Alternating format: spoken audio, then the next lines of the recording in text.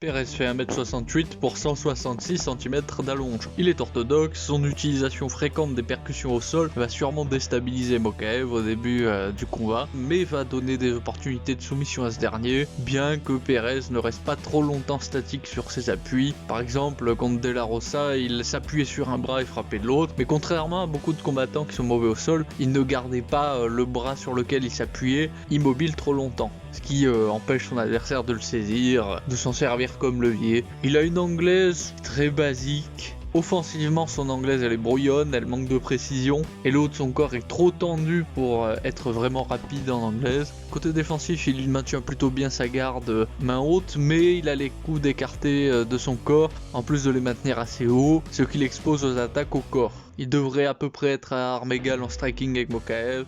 Mokaev, il fait 1m70 pour 178 cm d'allonge. Il a 23 ans, aussi il a un potentiel de progression qui rend la prédiction difficile, puisqu'il peut avoir fait d'énormes changements ou peut aussi complètement stagner. La qualité première de Mokaev, c'est clairement son volume, son niveau d'activité élevé, qui est possible grâce à un excellent cardio. Il a quand même tendance à manquer d'explosivité dans son striking, mais il le compense, comme je le disais avant, avec un très bon volume. Au niveau défensif, il ramène plutôt bien ses mains au niveau de son menton ou de ses tempes. Il ne devrait pas prendre trop de dégâts debout contre Pérez, puisqu'il est plutôt prudent, il n'a pas tendance à charger son adversaire sans aucune garde, comme peut le faire Gaziev.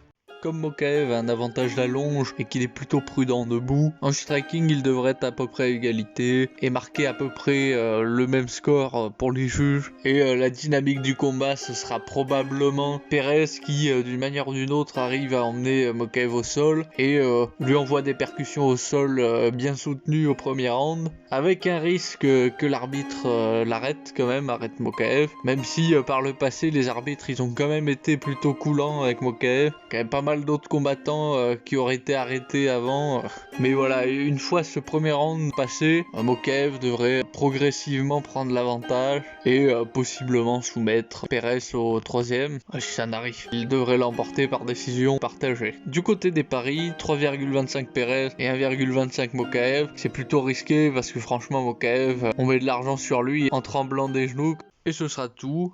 Comme d'habitude, étant pris en otage par l'algorithme, je suis obligé de vous dire, mettez un pouce bleu, abonnez-vous, activez la cloche des notifications, c'est dans le contrat tacite, ça.